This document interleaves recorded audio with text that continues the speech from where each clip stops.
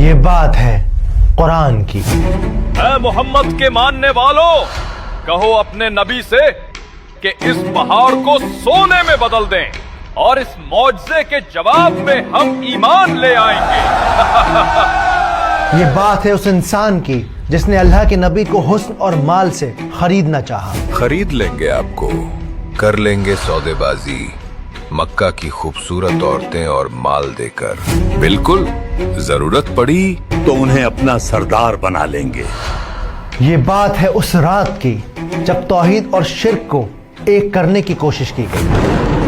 خوش آمدید محمد، آپ کے پیغام سے ہم سب کا دل روشن ہو گیا ہے، ہاں بالکل، آپ نے ہم سب کو صحیح راستہ دکھایا ہے، اور اسی وجہ سے آج ہم آپ کے لیے ایک پیشکش لے کر آئے ہیں، ایک سمجھوتا۔ یہ بات ہے سورہ کافرون کی۔ قل یا ایھا الکافرون۔ ہمارے مسلم گھرانوں میں اکثر بچے بچیوں کو الحمدوں کے بعد سب سے پہلے چاروں قل ہی یاد کرائے جاتے ہیں۔ قل یا ایھا الکافرون لا اعبد ما تعبدون۔ اور ہماری سوسائٹی میں نہ جانے کتنے ایسے مسلمان ہیں جو بنا بات کے منہ اٹھا کر بس کسی کو یوں ہی کافر کہہ دیتے ہیں۔ ہاں بھائی مشتاق، وہ دیکھیو رمضان میں کیسے جوس پی رہا، کافر ہے۔ پر افسوس ہم میں سے بہت کم ایسے ہیں جو یہ جانتے ہیں کہ لفظ کافر اصل میں ہوتا کیا ہے اور چاروں قلوں کو قل ہی کیوں کہا جاتا ہے۔ جمال، پیغمبر کے قل اعلان حق لگتے ہیں، مجھے ڈر ہے کہیں ہم برباد نہ ہو جائیں۔ یہ خوف مجھے بھی ستاتا ہے۔ کیا ہے سورہ کافرون کے نازل ہونے کے پیچھے کا واقعہ، اور کون تھے یہ لوگ جنہوں نے اللہ کے نبی کے ساتھ سودے بازی کرنے کی، انہیں ڈرانے کی، یہاں تک کہ انہیں جان سے مارنے تک کی کوشش کی۔ ہماری تمام کوششیں ناکام کر دی محمد نے۔ اب آپ کے قتل کے علاوہ کوئی اور راستہ نہیں۔ یہ کام کرے گا کون؟ اور سب سے زیادہ امپورٹنٹ، 1400 سال پرانی اس سورت کا کیا کام ہے آج ہماری زندگی میں؟ ان سب سوالوں کے جواب جانیں گے اس ویڈیو میں۔ اعوذ باللہ من الشیطان الرجیم، بسم اللہ الرحمن الرحیم، قل یا ایھا الکافرون لا اعبد ما تعبدون۔ اسکالرز کہتے ہیں کہ سورہ کافرون مکہ کے اس دور میں نازل ہوئی جب مکہ کے سردار اپنے ہر ظلم، ہر چال کے باوجود ناکام ہو گئے۔ 4 دن سے تیرا یہ حال ہے، اب تو بول دے کہ عزا تیرا خدا ہے۔ یہ قبیلوں کے سردار ایمان لائے ہوئے لوگوں پر ظلم کرتے، ان کے سینوں پر پتھر رکھتے، ان کے جسموں کو آگ سے دہکاتے، یہاں تک کہ ان کو اتنا پیٹتے کہ جسم سے گوشت الگ ہو جاتا۔ بتا، کیا تو اب بھی نبی پر یقین رکھتا ہے؟ بول مردود۔ بلاؤ اپنے اس اللہ کو۔ ہر کوشش، ہر ظلم کے باوجود بھی جب مسلمان اسلام کی راہ سے نہ ہٹے تو ان مکہ کے سرداروں نے اپنا رخ بدل لیا۔ انہوں نے فیصلہ کیا کہ وہ آپ صلی اللہ علیہ وآلہ وسلم کو خرید لیں گے۔ ہماری ہر چال بیکار ہو گئی، ہم نے انہیں شاعر کہا، دیوانہ کہا، سمجھ نہیں آتا اب کیا کریں۔ سب بیکار۔ عقل مندی اسی میں ہے کہ ہم انہیں حسن اور پیسوں کے دم پر خرید لیں۔ صحیح کہتے ہو اتبا، خرید لیں گے آپ کو مکہ کی خوبصورت عورتیں اور مال دے کر، بالکل ضرورت پڑی تو انہیں اپنا سردار بنا لیں گے۔ خرید لیں گے۔ لیکن مکہ کے سرداروں کی یہ کوشش بھی ناکام ہو گئی۔ جسے اللہ نے کوثر عطا کر دی ہو، پھر اسے کس چیز سے خریدا جا سکتا ہوگا؟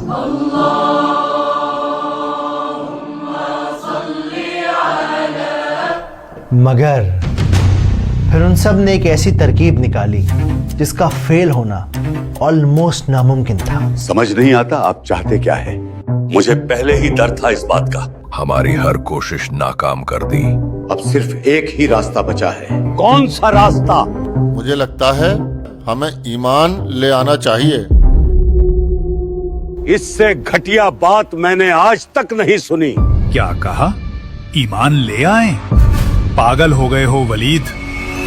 ولید بن مغیرہ کی یہ بات سن کر قریش کے سردار بھونچکا رہ گئے، لیکن پھر ولید نے انہیں سمجھایا کہ آپ صلی اللہ علیہ وآلہ وسلم کے ساتھ سودے بازی کرنی ہوگی، ایک کوئی بیچ کا راستہ اختیار کرنا ہوگا، کیونکہ اب مسلمانوں کو ان کی راہ سے ہٹانا ممکن نہیں، तो क्यों ना कॉम्प्रोमाइज किया जाए, आप सल्लल्लाहु अलैहि वसल्लम के साथ एक डील की जाए। एक ऐसा सौदा जिसमें हम सबका और मक्का के इस कारोबार का सिलसिला चलता रहे। और इस बात के दिमाग में आते ही ये सब अपना प्लान बनाकर आप सल्लल्लाहु अलैहि वसल्लम के सामने पहुंच गए। खुशामदीद मोहम्मद, दारुन नदवा में आपका इस्तकबाल है। आपके पैगाम से हम सबका दिल रोशन हो गया है। हाँ बिल्कुल, आपने हम सबको सही रास्ता दिखाया है। और इसी वजह से आज हम आपके लिए एक पेशकश लेकर आए हैं, एक समझौता जिससे आप इनकार नहीं कर पाएंगे। इनकार?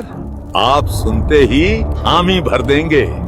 हमने सोचा है कि पूरे 1 साल हम आपके अल्लाह की इबादत करेंगे और उसके अगले साल आप हमारे खुदाओं की इबादत कीजिएगा और ये सिलसिला ऐसे ही चलता रहेगा। कितना खूबसूरत ख्याल है। तो क्या कहते हैं आप? उन सब की बात सुनकर आप सल्लल्लाहु अलैहि वसल्लम ने कोई जवाब न दिया। वो वहां से खामोशी से उठकर चले गए। उनकी इस खामोशी ने मक्का के सरदारों को बेचैन कर दिया। कब आएगा नबी का जवाब? अब इंतजार नहीं होता। समझता हूँ, लेकिन इंतजार के अलावा हमारे पास कोई और रास्ता नहीं है। कुछ किताबों में ये भी मेंशन है कि उन्होंने अलग अलग वक्त पर अलग अलग तरह के ऑफर दिए, लेकिन हर बार आप सल्लल्लाहु अलैहि वसल्लम का जवाब सिर्फ और सिर्फ खामोशी होता। मक्का में सुगबुगाहट फैल गई, तरह तरह के लोग बातें करने लगे। बहुत वक्त गुजर गया है, हम जवाब चाहते हैं। अबू तालिब, अपने भतीजे से कहो अगर कुछ और भी चाहिए तो दे देंगे। मुझे समझ नहीं आता, पैगंबर उन्हें जवाब क्यों नहीं देते? मेरे भाई, पैगंबर अपनी तरफ से कोई बात नहीं कहते। हो न हो, आप जरूर अल्लाह के हुक्म के इंतजार में हैं। यानी वही के इंतजार में? बिल्कुल। और फिर वो जवाब भी आ गया जिसका मक्का के सरदारों को इंतजार था। तशरीफ लाइए मोहम्मद, एक बार फिर से आपका इस्तकबाल है, आप ही के बनाए बुजुर्गों के इस दारुन नदवा में। काफी इंतजार करवाया आपने। इस मामले में हमारे देवता बड़े मेहरबान हैं। वो इतना नहीं तड़पाते। अब छोड़िए ये बातें। सही कहा।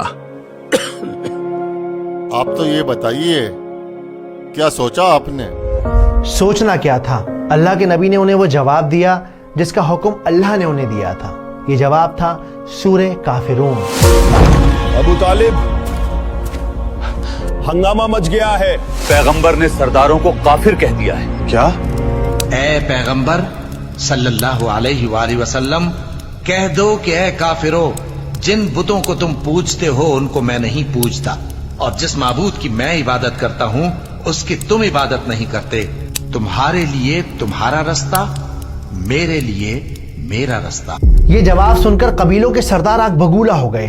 उन्होंने अपने दांत पीस लिए, मुट्ठियां भींच ली, वो जोर से चिल्लाए। ये पेशकश ठुकराकर जलील किया है आपने। देखते हैं आप कब तक इस बात पर रहते हैं। अच्छा नहीं किया आपने, ये जवाब नहीं, तमाचा है बुजुर्गों के मुंह पर। बेशक ये सूरा उन सब काफिरों के मुंह पर एक जोरदार तमाचा थी, एक ऐसा तमाचा जिसने तौहीद और शिर्क के दरमियान एक ऐसी लकीर को खींच दिया जिसे कयामत तक मिटाया नहीं जा सकता। तो ये था सूरे काफिरून के नादिल होने के पीछे का वाकया। इस सूरत के नादिल होने से मक्का के सरदारों की आखिरी उम्मीद भी खत्म हो गई। वो समझ गए कि आप सल्लल्लाहु अलैहि वसल्लम किसी भी तरह से अपने रास्ते से हटने नहीं वाले, और इसके बाद उनका जुल्म बढ़ता चला गया। बॉयकॉट करना होगा आपका और आपके मानने वालों का।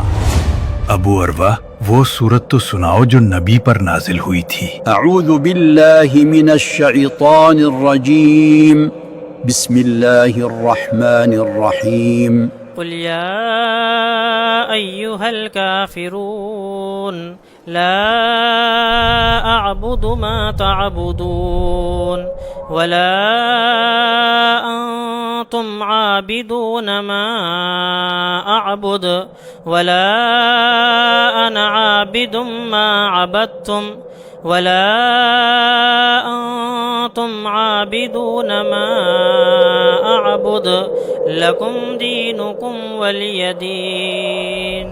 تو چلیے اب اس صورت کو سمجھتے ہیں سینیمیٹک انداز میں آسان طریقے سے. تو پہلی آیت کیا ہے؟ قل یا ایھا الکافرون، کہ اے نبی آپ کہہ دیجئے ان کافروں سے. اب دیکھیے اس پوری آیت میں دو بہت امپورٹنٹ لفظ ہیں، پہلا یہ قل اور دوسرا یہ کافرون. تو یہاں سمجھنے والی بات یہ ہے کہ جو قل ہے یہ کمانڈنگ ورب ہے، یعنی کہ ایک حکم ہے. تو اگر اس آیت میں قل نہ ہوتا تو بات کچھ یوں ہوتی کہ اے کافروں، لیکن قل کے لگانے سے اب یہ بات صاف ہو گئی، جیسے اللہ آپ صلی اللہ علیہ وآلہ وسلم سے کہہ رہے ہوں کہ آپ تو رحمت العالمین ہیں، آپ کے نیچر میں اتنی سختی نہیں ہے، شاید آپ کے لیے یہ بات کہنا اتنا آسان نہیں ہوگا.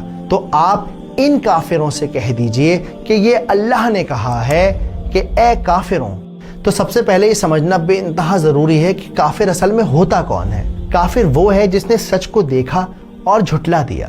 سورہ کافرون کے نازل ہونے سے پہلے سورہ ماعون، سورہ کوثر اور بھی بہت ساری سورتیں نازل ہوئیں، لیکن اس کے باوجود ان کافروں کے دلوں پر کوئی اثر نہیں ہوا. یہ اللہ کے نبی پر ظلم کرتے رہے، ایمان والوں پر ظلم کرتے رہے. بول بول بول بول دے کہ ہبل تیرا خدا ہے. میں نے کہا بول. اس لیے اس آیت میں کافرون کا لفظ استعمال کیا گیا ہے، ان خاص لوگوں کے لیے استعمال کیا گیا ہے جن کے نصیب میں 100% جہنم کو لکھ دیا گیا ہے ان کے اپنے دل کے کالے پن کی وجہ سے. تو کیا بات ہوئی؟ قل یا ایھا الکافرون، کہہ دیجئے ان کافروں سے. اب کیا کہہ دیجئے ان کافروں سے؟ لا اعبد ما تعبدون، میں ان کی عبادت نہیں کرتا جن کی عبادت تم کرتے ہو. یہاں پر جو لا اعبدو کا لفظ ہے یہ پریزنٹ اور فیوچر دونوں کی بات کر رہا ہے، یعنی کہ میں آج بھی عبادت نہیں کرتا اور میں آنے والے کل میں بھی کوئی عبادت نہیں کروں گا. اس کا مطلب کوئی کمپرومائز نہیں ہوگا، کوئی ڈیل نہیں ہوگی، نہ آج ہوگی نہ کل ہوگی، کبھی نہیں ہوگی. اللہ نے سودے بازی کے سارے راستے بند کر دیے. لاجواب کر دیا نبی نے. تیسری آیت ولا انتم عابدون ما اعبد، اور نہ ہی تم اس کی عبادت کرنے والے ہو جس کی عبادت میں کرتا ہوں. ما اعبدو کا یہاں پر جو لفظ ہے یہ اس بات کو شو کر رہا ہے کہ اللہ سبحانہ و تعالی ہر عیب سے پاک ہیں، انہیں کسی بت پرستی کی، کسی ساتھی کی کوئی ضرورت نہیں. تو آپ صلی اللہ علیہ وآلہ وسلم جن صفات پر اللہ سبحانہ و تعالیٰ کی عبادت کرتے ہیں اس طرح سے یہ قریش اسے ایک اللہ کی عبادت نہیں کرتے. ہماری دعا کو اللہ تک پہنچا دے. ہبل کی شان سلامت رہے.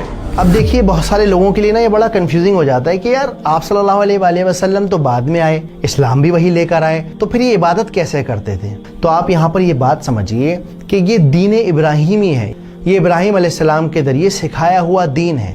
ابراہیم علیہ السلام نے اسماعیل علیہ السلام کے ساتھ مل کر کعبہ کو بنایا اور لوگوں کو سکھایا کہ بھائی اس طرح سے طواف کرتے ہیں، ایک اللہ کی عبادت کرتے ہیں. اور گزرتے وقت کے ساتھ لوگوں نے اس عبادت کے اندر شرک کو شامل کر دیا. یہ بات تفہیم القرآن ابن کثیر میں بھی مینشن ہے کہ وہ ایک اللہ کے ہونے کو جھٹلاتے نہیں تھے، نکارتے نہیں تھے. وہ خدا کے منکر تو نہیں تھے، اللہ کو مانتے تھے، اللہ کو ایک ہی مانتے تھے. ان کا دعویٰ یہ تھا ہم بھی پوجتے ہیں اس کو جسے تم پوج رہے ہو، اس کی نفی کی جا رہی ہے. در حقیقت تم نے جو تصور اختیار کیا ہے ذات باری تعالیٰ کے بارے میں اس سے نفی ہو گئی ہے اس کی. تو یہ مکہ والے لوگ اور باقی قبیلوں کے لوگ کیا کرتے تھے؟ ان کی نظر میں تھی تو وہ اللہ کی عبادت، لیکن وہ شرک سے بھری ہوئی تھی، دین ابراہیمی سے بہت بہت بہت زیادہ دور تھی. ہماری دعا کو اللہ تک پہنچا دے.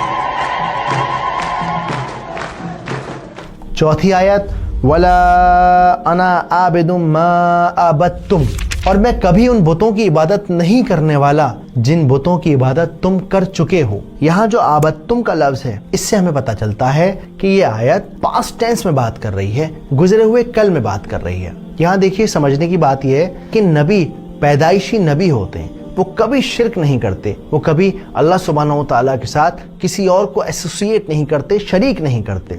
اسی لیے آپ نے سیرت کی کتابوں میں بھی پڑھا ہوگا اور آپ پڑھیں گے انشاءاللہ کہ اللہ کون ہے، وہ ایک خدا کون ہے، اس کو جاننے کے لیے آپ صلی اللہ علیہ وآلہ وسلم پہاڑوں میں چلے جایا کرتے تھے، غور و فکر کیا کرتے تھے.